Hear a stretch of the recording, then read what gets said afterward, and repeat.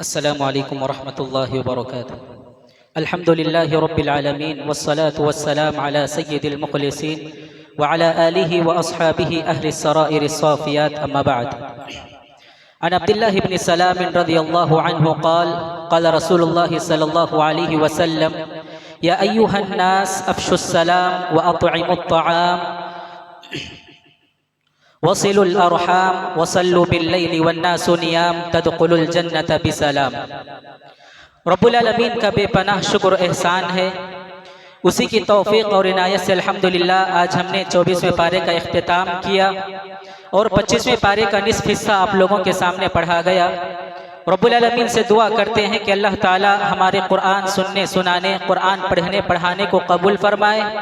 अल्लाह रब्बुल आलमीन हमारे रोज़ों को कबूल फरमाए। अल्लाह रब्बुल आलमीन हमारी इबादतों को कबूल फरमाए। अल्लाह रब्बुल आलमीन हमारे क़ियामुल लैल को कबूल फरमाए। अल्लाह रब्बुल आलमीन हम में से जो बीमार हैं उन्हें शिफाए कामिला आजिला नसीब फरमाए, आमीन या रब्बुल आलमीन। हज़रीन गिरामी, हम जानते हैं कि आज 23वीं ताक़रात है, 23वीं रात है, दूसरी ताक़रात है। हम रब्बुल आलमीन से सबसे पहले दुआ करते हैं कि अल्लाह ताला हम तमाम को शब क़दर नसीब फरमाए, हमारी इबादतों को कबूल फरमाए। मैं एक बात आप लोगों के सामने हदीसों की रोशनी में कहना चाहता हूँ कि कौन सी रात शब क़दर होने का बहुत ज़्यादा इम्कान है। तो बहुत सारे अहादीस ऐसे हैं जो 23वीं रात पर दलालत करते हैं। बहुत सारे अहादीस ऐसे हैं जो 23वीं रात पर दलालत करते हैं। बाद सहाबा इकराम रिज़वानुल्लाहि अलैहिम अजमईन के बारे में आता है कि जब 23वां रमज़ान आता तो मगरिब की नमाज के साथ वो मस्जिद नबवी में हाज़िरी दिया करते और उसके बाद फजर की नमाज पढ़कर वो मस्जिद से निकलते थे। जब 23वें ताक़रात आती तो सहाबा इकराम रिज़वानुल्लाहि अलैहिम अजमईन मगरिब की नमाज के साथ मस्जिद में तशरीफ़ ले जाते और उसके बाद फजर की नमाज पढ़कर मस्जिद से निकलते थे। तो हम और आपको चाहिए, हम आपसे दरख्वास्त करते हैं कि आज इस ताक़रात में आप लोग बहुत ज़्यादा इबादतें करने की कोशिश कीजिए। अल्लाह रब्बुल आलमीन से दुआएं मांगिए, कुरान मजीद का बकसरत तिलावत कीजिए। रब्बुल आलमीन से दुआ है कि अल्लाह ताला हमारे अमाल को कबूल फरमाए। हाज़रीन गिरामी, मैंने आज आप लोगों के सामने गुफ्तगू करने के लिए एक ऐसी हदीस का इंतखाब किया है जिसमें नबी सल्लल्लाहु अलैहि वसल्लम ने हम और आपको 4 तालीमात दी है। नबी सल्लल्लाहु अलैहि वसल्लम ने हम और आपको इस हदीस में 4 तालीमात दी है। हदीस के रावी अब्दुल्ला इब्न सलाम रज़ियल्लाहु अन्हु है। अब्दुल्ला इब्न सलाम रज़ियल्लाहु अन्हु ये कौन है? अब्दुल्ला इब्न सलाम रज़ियल्लाहु अन्हु एक यहूदी थे। नबी सल्लल्लाहु अलैहि वसल्लम जब मक्का से हिजरत करके मदीना आए तो जितने भी यहूदी थे उनके एक बहुत बड़े आलिम अब्दुल्ला इब्न सलाम रज़ियल्लाहु अन्हु है।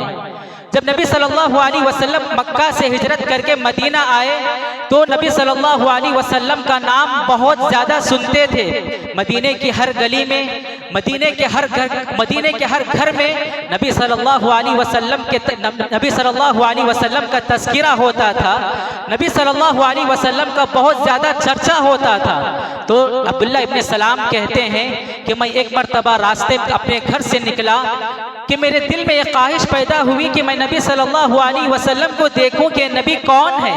हालांकि अब्दुल्ला इब्न सलाम उस वक्त यहूदी थे और निकलते हैं अपने घर से। वो फरमाते हैं कि मैं रास्ते में था तो मेरी नज़र बहुत दूर तक पड़ी।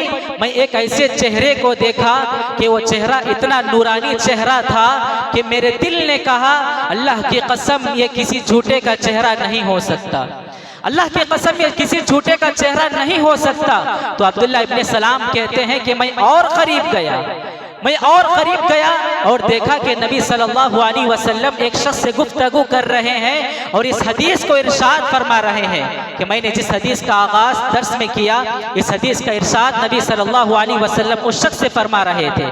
तो अब्दुल्ला इब्न सलाम कहते हैं कि मैंने इस हदीस को नबी सल्लल्लाहु अलैहि वसल्लम से सुना और इस हदीस को सुनने के बाद फ़ौरन मैंने इस्लाम कबूल कर लिया। फौरन मैंने इस हदीस को सुनने के बाद फौरन इस्लाम कबूल कर लिया।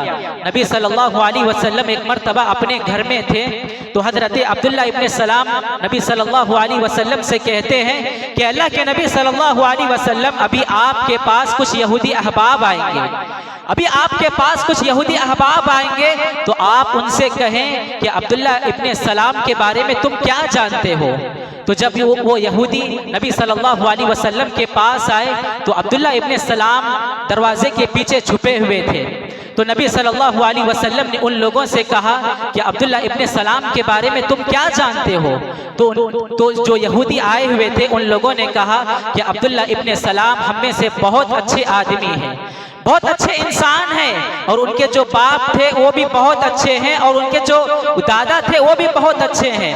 तो अब्दुल्ला इब्ने सलाम फौरन बाहर आते हैं, बाहर आकर जोर से ये कलीमा पढ़ते हैं, अशहदु अल्ला इलाहा इल्लल्लाह व अशहदु अन्ना मुहम्मदन अब्दुहु व रसूलुहु। तो ये कलीमा पढ़ने के बाद जो यहूदी इनके बारे में कहा था कि अब्दुल्ला इब्ने सलाम बहुत अच्छे इंसान हैं, मगर इस कलीमे को जैसे ही अब्दुल्ला इब्ने सलाम ने पढ़ा, इस कलीमे को पढ़ने के बाद वो लोग यहूदी लोग कहते हैं कि अब्दुल्ला इब्ने सलाम हम में का बहुत बुरा आदमी है और उसके बाप बहुत बुरे हैं और उसके दादा बहुत बुरे हैं।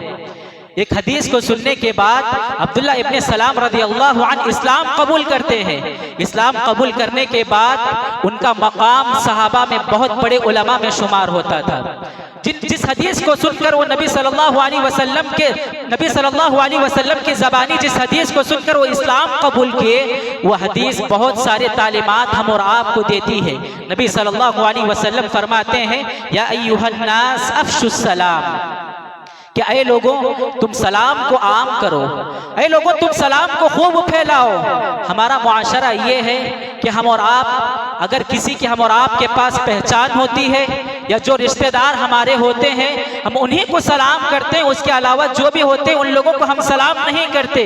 ना हमारा सलाम करना ना उनका सलाम करना, और हम किसी को सलाम करते हैं तो सिर्फ मुसलमान को सलाम करते हैं। बहैसियत मुसलमान हम पर ज़रूरी है कि हम हर साहिब ईमान को सलाम करें, हम साहिब ईमान को सलाम करें। उस शख्स को सलाम ना करें जिसे आप पहचानते हो, उस शख्स को सलाम ना करें जिसे आपके रिश्तेदार हो, बल्कि आप उस शख्स को भी सलाम करें जिसे आप जानते हो, जो आपके रिश्तेदार हो और जो मुसलमान हो। उन तमाम लोगों को चाहिए कि आप लोग सलाम करें। इसी तरह सलाम की मारिफत ये क़यामत की एक निशानी है, यानी हम उन्हीं लोगों को सलाम करते हैं जिससे हमारे ताल्लुकात होते हैं। उसके बाद हम जिसके ताल्लुकात हम और आपके ना हो उन लोगों को हम सलाम नहीं करते हैं। ये क़यामत की एक बहुत बड़ी निशानी है। इसी तरह और जब भी हम घर में दाखिल होते हैं तो हम और आपको चाहिए कि हम सलाम करें। अल्लाह रब्बुल आलमीन ने कुरान मजीद में फरमाया, फ़इज़ा दख़लतुम बुयूतन फ़सल्लिमू अला अनफुसिकुम, कि जब तुम अपने घर में दाखिल होते हो तो आपके लिए ज़रूरी है कि तुम अपने घर वालों को सलाम करो। हमारा हाल ये है कि हम पूरी दुनिया वालों को सलाम करते हैं, जब हम अपने घर में दाखिल होते हैं तो सलाम नहीं करते। सलाम एक बहुत बड़ी दुआ है। सलाम के अंदर बहुत सारे मानी आ सकते हैं। सलाम का मतलब ये है कि अल्लाह रब्बुल आलमीन आपको हर बीमारी से सलामत रखे, अल्लाह रब्बुल आलमीन आपको हर तकलीफ से सलामत रखे, अल्लाह रब्बुल आलमीन आपको हर परेशानी से सलामत रखे, अल्लाह रब्बुल आलमीन आपको हर हुज़्न मलाल से, हर रंजो गम से आपको सलामत रखे। यानी सलाम के कई मानी आ सकते हैं। अगर आप एक दूसरे को सलाम करते हैं तो ये तमाम मानी उसमें शामिल हो सकते हैं। इसी तरह सलाम के अंदर वो मानी नहीं आते जो आज हमारे मौजूदा सूरत हाल में जो बनाया गया है। जब हम अपने ऑफिस को जाते हैं तो हम लोग कहते हैं गुड मॉर्निंग, गुड इवनिंग वगैरह। तो ये जो लोग बोलते हैं उनके सिलसिले में ये है कि आप जो सलाम कहते हैं ये मानी सलाम में नहीं आएंगे। इसी तरह नबी सल्लल्लाहु अलैहि वसल्लम की जो दूसरी तालीम है वो है वअत्इमुत तआम, के दूसरों को खाना खिलाओ। इसके दो माने आते हैं कि एक माना ये है कि आप गरीबों को खाना खिलाएं, मिस्कीनों को खाना खिलाएं, लाचार मजबूर फकीरों को खाना खिलाएं। उसके बाद एक और माना ये आता है कि आप अपने रिश्तेदारों को खाना खिलाते हैं, आप अपने दोस्त अहबाब को खाना खिलाते हैं। यानी आपके घर में हर कोई आने वाला शख्स मेहमान होता है, आप उसको खाना खिलाते हैं। और ये दोनों काम बड़ी फजीलत वाले काम हैं। हम जानते हैं कि अल्लाह रब्बुल आलमीन ने सूरह मुद्दस्सिर में जहन्नमियों का और जन्नतियों का जो तस्किरा किया है कि जहन्नमी लोग जब जहन्नम में जाएंगे और जब जन्नती लोग जन्नत में दाखिल होंगे तो जन्नती लोग जहन्नमियों से पूछेंगे कि आप लोगों की जहन्नम में जाने की वजह क्या है। तो लोग कहते हैं क़ालू लम नकु मिनल मुसल्लीन, हम नमाजें नहीं पढ़ा करते थे, वलम नकु नुतइमुल मिस्कीन, और हम मिस्कीनों को खाना नहीं खिलाया करते थे। आज हम जानते हैं कि बहुत सारे अहबाब ऐसे हैं जो लाचार हैं, मजबूर हैं, फकीर हैं, तंगदस्त हैं, मगर वो जहन्नमी कहेंगे कि हम दुनिया में उन लोगों को देखते थे मगर उन लोगों को हम खाना नहीं खिलाते थे। हमारे जहन्नम में जाने की एक वजह यह है कि वो लोग मिस्किनों को खाना नहीं खिलाते थे, फकीरों को खाना नहीं खिलाते थे। तो जरूरत इस बात की है कि हम और आप वो सिफत अपनाएं अपने अंदर जो सहाबा इकराम रिज़वानुल्लाहि अलैहिम अजमईन में सिफत थी, जो अंबिया अलैहिमुस्सलाम में सिफत थी। कि अंबिया अलैहिमुस्सलाम की सिफत थी कि उन लोगों के अंदर मेहमान नवाजी वाली सिफत अपने अंदर पाई जाती थी। वो लोग जब किसी को खाना खिलाते तो खुश होकर खाना खिलाते थे। इसी तरह एक और सिफत अल्लाह रब्बुल आलमीन ने नबी सल्लल्लाहु अलैहि वसल्लम ने हम और आपको जो तालीम दी है, वसीलुल अरहाम, के रिश्तेदारों को जोड़ने की कोशिश करो, रिश्तेदारों को जोड़ने की कोशिश करो, रिश्तेदारों को तोड़ने की कोशिश नहीं करना है। हम जानते हैं कि हमारे मुआशरे में, हमारे समाज में, हमारे खानदान में, हमारे घर में बुग़्ज़ व अदावत, नफरतें बहुत ज्यादा फैलती रहती हैं। नफरतें ऐसी पल रही हैं कि हम और आपका अगर हमारे रिश्तेदारों के साथ ताल्लुक रहता है तो वो ताल्लुक को आप लोग तोड़ देते हैं, अपने अंदर दुश्मनियां पैदा करते हैं। ये दुश्मनियां हमारे खानदानों में, हमारे रिश्तेदारों में कूट कूट कर भरी हुई है। तो हम और आपको चाहिए कि इन तमाम को आप लोग छोड़ दें, अपने अंदर मोहब्बत वाली जिंदगी को अपने अंदर पैदा करें। हमारे समाज में एक और चीज ये होती है कि जब आपस में दोनों रिश्तेदार मुलाकात नहीं करते, जब आपस में दोनों रिश्तेदारों के दरमियान बुग़्ज़ व अदावतें होती हैं, नफरतें होती हैं, तो बाज़ अहबाब ऐसे होते हैं जो जलती हुई चीज को पेट्रोल डालना चाहते हैं। तो हम और आपको चाहिए कि ऐसी चीज, ऐसी हरकतें ना करें, ऐसी चीजें ना करें, बल्कि शरीयत हम और आपको ये हुक्म देती है कि अगर कोई दोनों खानदान बात नहीं करते हैं, दोनों खानदानों के दरमियान दुश्मनियां पैदा होती हैं, जहां पर नफरतें हैं और जहां पर एक दोस्त एक और दोस्त से बात नहीं करते हैं, तो शरीयत हम और आपको झूठ बोलने तक की इजाजत देती है कि हम और आप झूठ बोलकर उन लोगों को मिला सकते हैं, हम और आप झूठ बोलकर उन लोगों के दरमियान मोहब्बतें पैदा कर सकते हैं। शरीयत हम और आपको यहाँ तक की इजाजत देती है। इसी तरह नबी सल्लल्लाहु अलैहि वसल्लम ने हम और आपको एक अहम तालीम ये दी है, वसल्लू बिल्लैलि वन्नासु नियाम। हम जानते हैं कि लोगों रात में उठकर नमाज पढ़ो। अल्लाह रब्बुल आलमीन आसमानी दुनिया पर आते हैं और कहते हैं कि है कोई मग़फ़िरत तलब करने वाला जो मुझसे माफ़ी मांगे।